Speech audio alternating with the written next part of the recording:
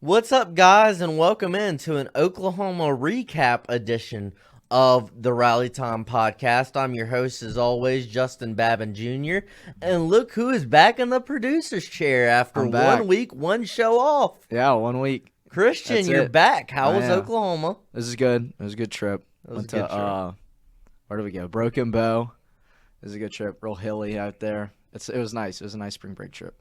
We're glad to have him back, and we are glad to be coming off of a road series sweep, Christian, against a top 10 team in the country. Big time. Phenomenal weekend for the Tigers. I mean, just anytime you get a series sweep on the road in the SEC, it's rare to get all three games, but especially against the top 10 ranked team who's been pretty good this season. Yeah, and who was your prediction for this week? Did you have Oklahoma or LSU?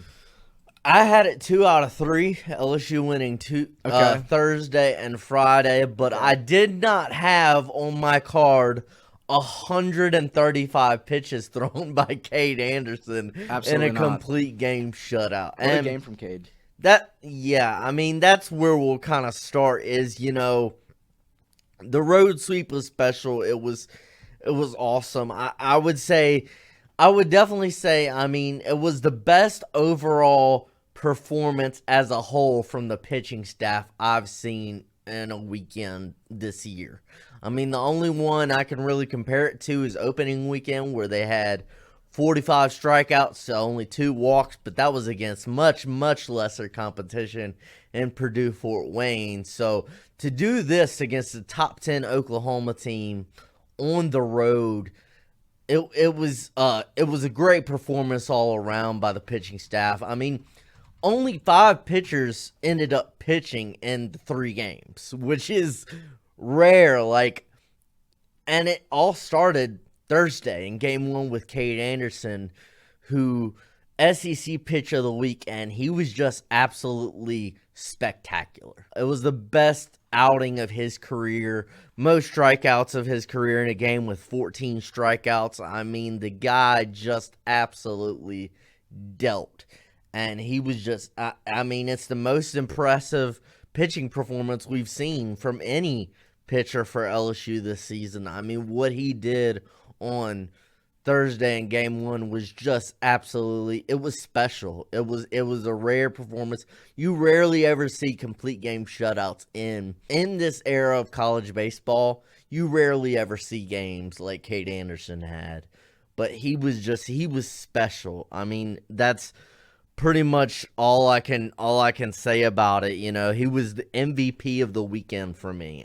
Just the fact that you were able to win Game 1 without using Zach Cowan and Kason Evans, it really set you up to where you only had to use 4 more pitches after Game 1 because Cade Anderson just went out there and threw a complete game shutout. 135 pitches, 14 Ks, complete game shutout, man. It was just so special.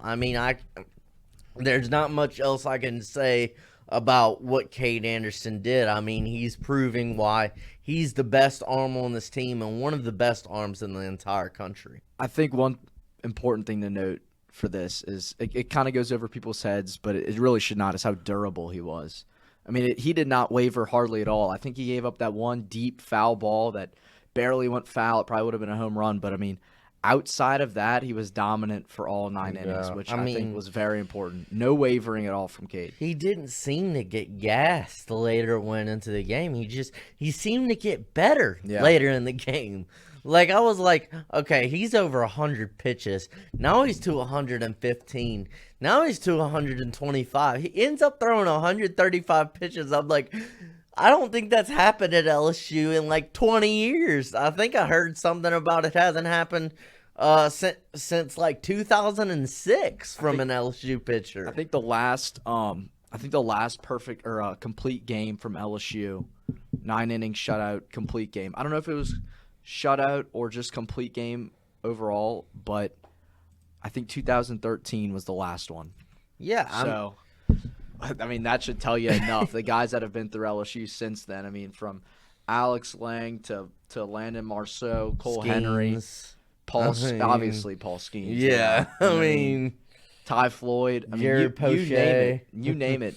This has not been done since 2013. One of those stats has not been done since 2013. So very impressive. Yeah, From I Cade. mean, it was just special. Moving on to, I really want to emphasize the pitching staff as we move forward. We are going to get into kind of a shorter, more condensed recap of the 3 games, but just kind of starting the show with big takeaways. I also thought Anthony Ianson was really good as well. I thought he did a really good job starting the game on Friday. I thought he was really good. And I think Chase Shores made his 2nd consecutive solid SEC start. You know, it wasn't perfect, but I mean, Chase Shores for 2 consecutive weeks as, you know, outside of 1 inning, he's been pretty solid. I mean, definitely for a Sunday starter, he's done his job. You know, and then Zach Cowan and Kason Evans just keep showing why they're 2 of the best bullpen arms in the entire nation. I mean, they've been so great. They had 2 more phenomenal outings this weekend. You know, the hitting for LSU wasn't as great as it's been, you know, except on Friday in game 2 when they scored 10 runs.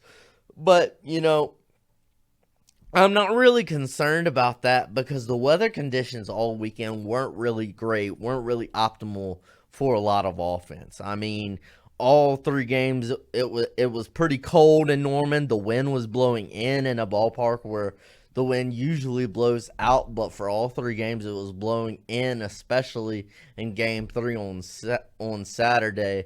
So the weather conditions, I mean, just weren't that optimal this weekend for a whole lot of offense. I was impressed with a few things. I was impressed with Josh Pearson, had 2 solo bombs in Game 2 on Friday. Luis Hernandez and Chris Stanfield stood out to me at the plate this weekend. They both had really good weekends. Luis Hernandez had 2 hits in every single game. In all 3 games this weekend, Hernandez had 2 hits, including 3 doubles on the weekend. And then Chris Stanfield also had 3 doubles on the weekend, including a 4-hit, 4 RBI game in Game 2 on Friday. So, you know, and you also saw good showings from your normal bats of Jones and Curiel, the leaders of the team at the plate. But Stanfield and Hernandez and, you know, Josh Pearson in Game 2 with those 2 home runs really stood out to me at the plate. But by far, just a great effort by the pitching staff. It was really good to see them. It was just a complete weekend. I mean, it starts with, obviously, Cade Anderson was obviously by far the best. He was the MVP of the weekend, but really every pitcher who pitched for LSU this weekend did a really good job. I mean, they really did. Yeah, I mean, it was just good to see, especially from a team where, you know, at times in SEC play, the bullpen has really struggled with command. And this weekend, you only saw 2 arms come out of the bullpen, and it was Cowan and Evans. So you still have, you know, those questions about 3rd, 4th, 5th guys out of the bullpen that you're going to need, but you didn't have to have that this weekend.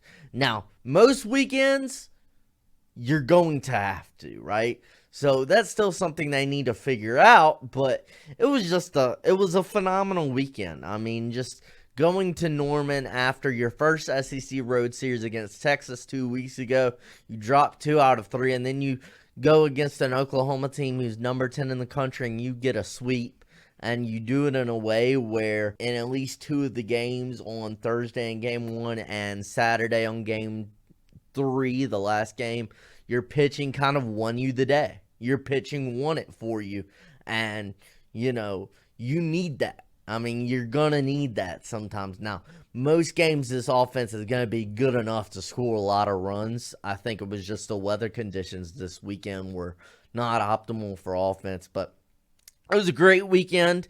Kind of a condensed recap of all 3 games we're going to go through now. So we'll start with on Thursday in Game 1, LSU won 2-0. It was a pitcher's duel between Cade Anderson and the ace for Oklahoma, Kyson Witherspoon. Just dominant outing from Cade Anderson. I mean, it was the best outing of his career. He threw complete game shutout, struck out 14 batters, which sets a new career high for him. He broke his record he set last season against Southeastern when he had 13 strikeouts in one game. He broke that record with 14 strikeouts in this game. You know, he only allowed 5 hits and 2 walks. The only trouble that Cade Anderson found in this game was really in the first inning when Oklahoma had the bases loaded with 1 out.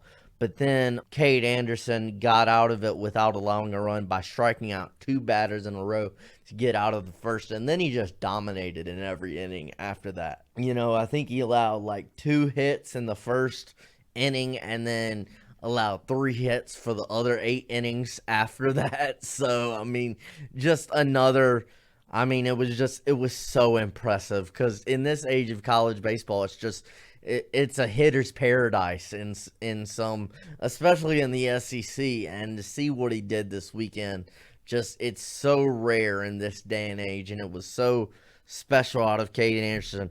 Threw 135 pitches, but as you mentioned, Christian, it just seemed like he got better as the game went along. He never looked gassed. I mean, he proved why he's the number one guy, now this was played on Thursday night, but why he's the Friday guy, why he's your ace. Proved why he's one of the best starters in the country. I mean, that's just it. I mean, Cade Anderson was so incredible this weekend. I can't stop talking about him, and there's not much to say except it was phenomenal. LSU's offense did struggle in this game, but you know, they played a really good pitcher on the mound. Kyson Witherspoon's one of the best pitchers in the country in his own right, and he was really good again against LSU, and sometimes that happens. You know, LSU scored 1 run in the 3rd and 1 run in the 5th, but that was all they needed because of Cade Anderson. Like, all they needed was 2 runs, to win this game. You know, Derek Curiel doubled, and then Jared Jones hit an RBI single in the 3rd inning. Luis Hernandez doubled, and then Chris Stanfield hit an RBI double in the 5th. So, again, good weekends from both Hernandez and Stanfield. Struggled overall against Witherspoon's pitched, Kyson Witherspoon, pitched 6 innings of work. And then reliever James Hitt for Oklahoma had a really good final 3 innings of work. But it was just absolute brilliance out of Cade Anderson. And that made those 2 runs stick. Luis Hernandez had 2 doubles in the game on Thursday. So it was a great start, and it really set you up because, like I mentioned earlier, you won game 1 without having to use Zach Cowan and Kason Evans, your 2 best pitchers out of the bullpen. And it really set you up because you knew you were going to, have to use them, and you did use them in games 2 and 3 to get you the win. Moving to game 2, this was the only game really that the LSU offense kind of put it on them. They scored 10 runs in this game, and LSU won 10-2. Anthony Ianson started the game, and Cade Crossland started the game as Oklahoma's pitcher in this game. I thought, Anthony Ianson was really good. He had a really good outing in this game.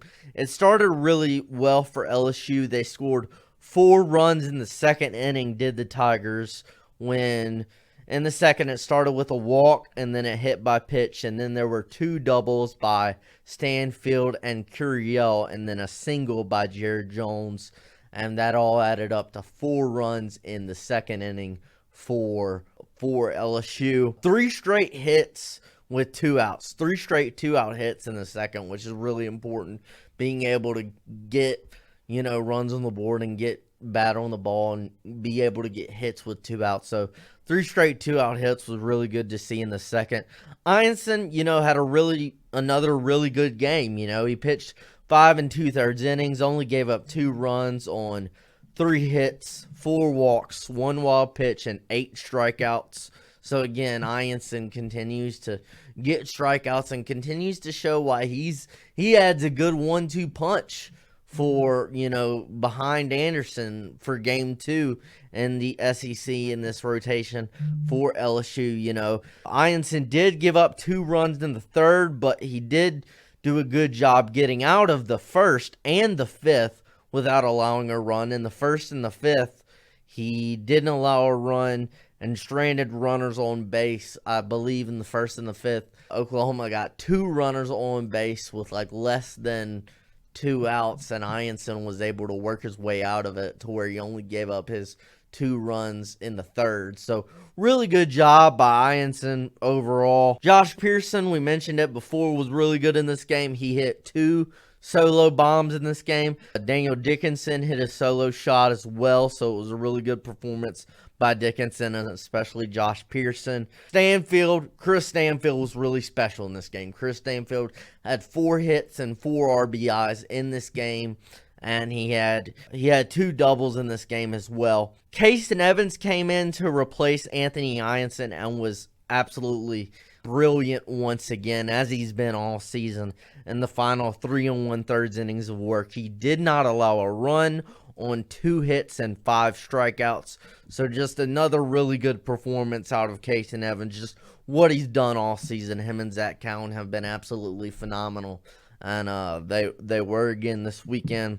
Along with the 4 hits and 4 RBIs from Stanfield, Luis Hernandez had 2 hits in this game, and Jared Jones also had 3 hits and an RBI in this game as well. That was game 2. And then game 3, Saturday, the last game of the series, LSU won by a final score of 3-2. It was Chase Shores on the mound for LSU, competing against Kyson Witherspoon's brother, Malachi Witherspoon, on the mound for Oklahoma.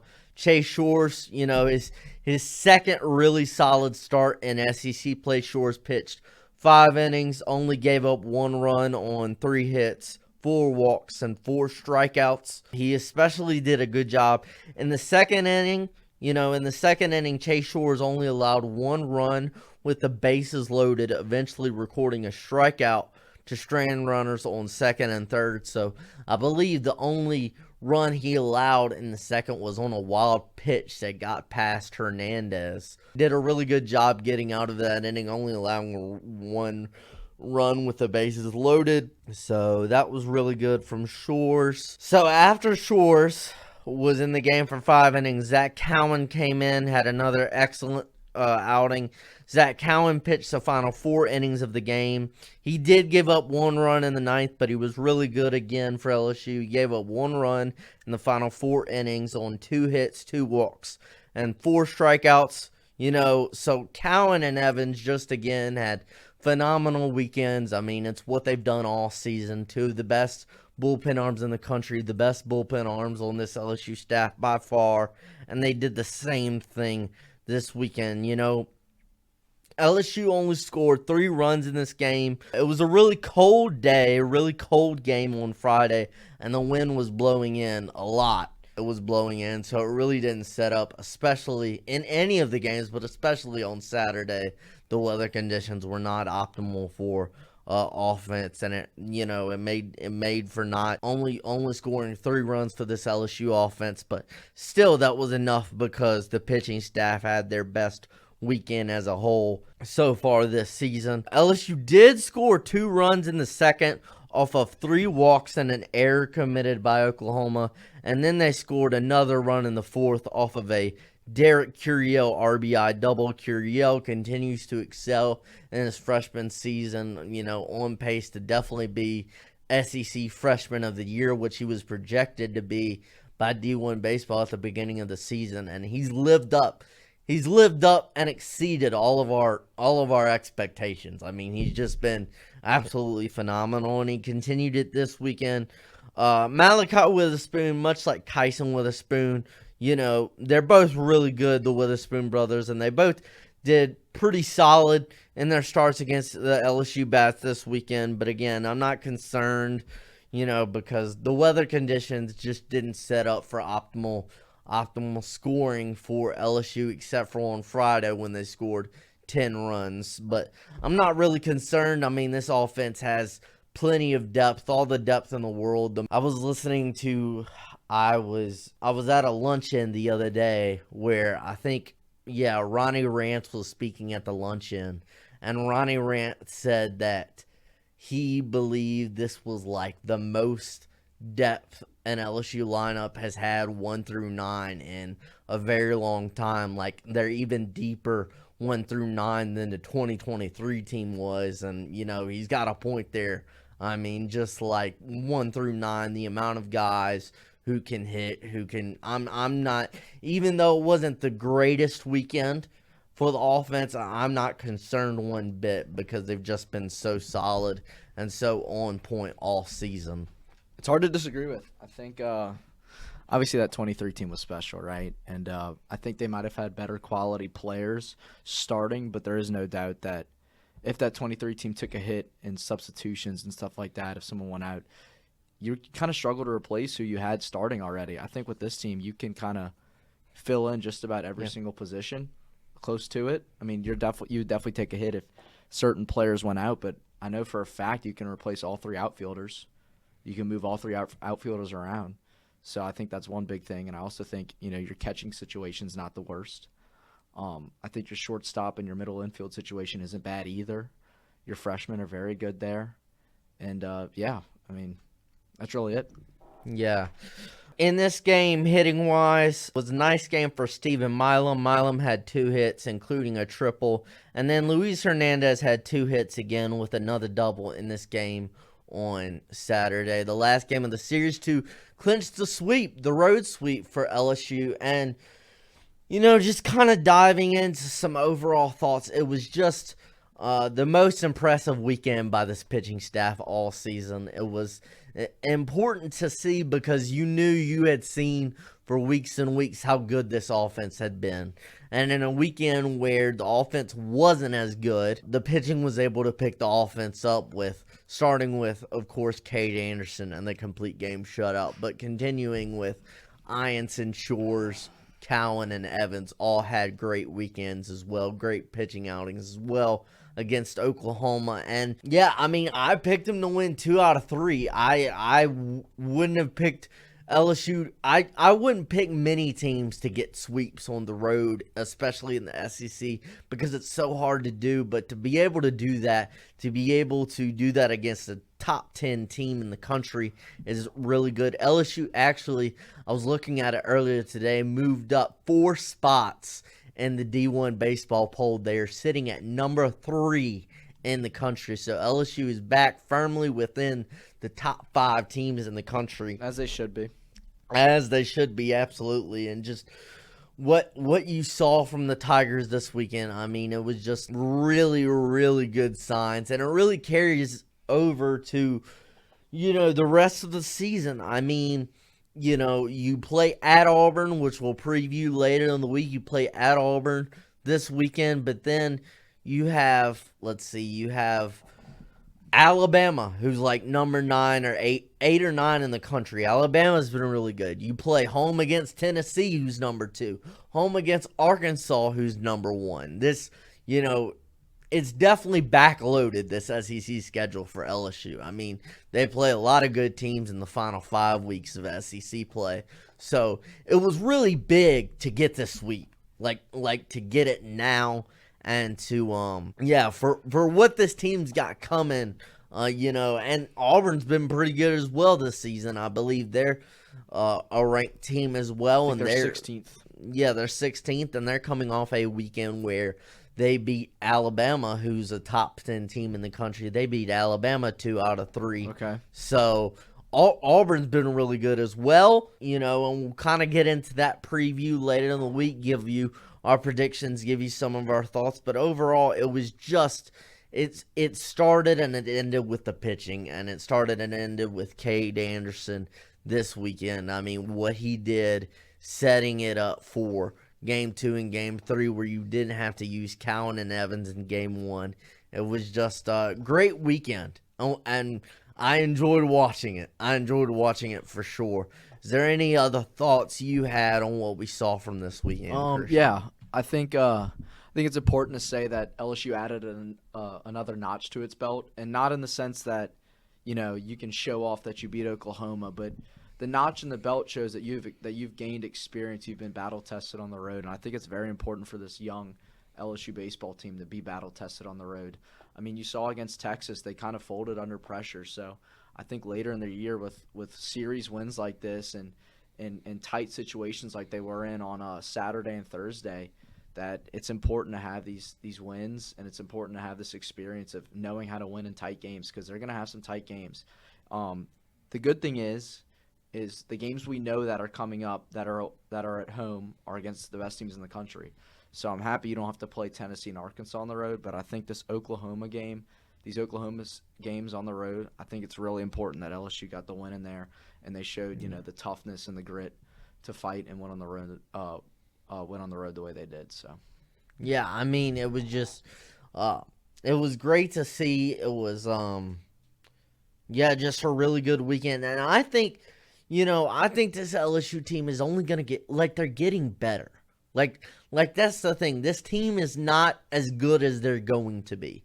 I believe eventually they're going to have to, and I believe they will eventually find that third and fourth arm out of the bullpen who's good enough. I mean, you saw it kind of last season where the bullpen started to heat up and get better later in the season heading into postseason play, where you saw great performances by guys like, Griffin Herring was always doing well, but Ackenhausen, you saw a great performance by Will Helmers, stuff like that. I mean, I think this team is only going to get better, but for the fourth weekend of SEC play, you're only, games 4, 5, and 6 on the road this season to get the sweep against a top 10 team in Oklahoma was just really, really impressive from this Tiger team. This week, what they have coming up, LSU, we are filming this on Monday, April 7th. So tomorrow, Tuesday, April 8th,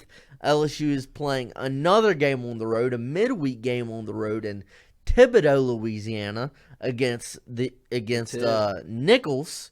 They will be playing that game at 6 o'clock. So that'll be a road game against Nichols at 6 o'clock in Thibodaux tomorrow. Or is that fifth? I think it's the fourth game. Fourth game, they have 7 games in a row on the road. Yeah. So tomorrow will be their fourth, and then their 5th, 6th, and 7th will be this weekend at Auburn. Starting on Friday, they play at Auburn on Friday at 6, Saturday at 6, and then Sunday at 2. So, great weekend. Really enjoyed watching the team this weekend, seeing this team get better, seeing the best performance from this pitching staff yet this season. In totality, put it all together. Everyone put it together this weekend from the pitching staff. You only needed 5 arms but all 5 arms contributed and had really solid outings, and one absolutely phenomenal outing out of Cade Anderson. The best outing, an LSU pitcher has had so far, and probably will have all season. Probably one of the best outings of all time in LSU baseball. Yeah, I mean, absolutely. 135 pitches, 14 Ks. It was just absolutely special. But we enjoyed bringing this recap to you. We hope you have a good week. We hope you tune back in a couple days. We'll have a preview show of this Auburn series, getting you set for LSU going to Auburn this weekend for a 3-game series against a team who is I believe in some polls, they've even gotten up to number 9. Wow. In some polls. So, pretty good Auburn team. We'll preview them later in the weekend, but we hope y'all have a good week, and we enjoyed bringing this recap. Like, share, comment, subscribe. Give us your thoughts on what you saw from this weekend that was and what's to come in this LSU season for the Tigers. Thank y'all, and we hope y'all have a good one.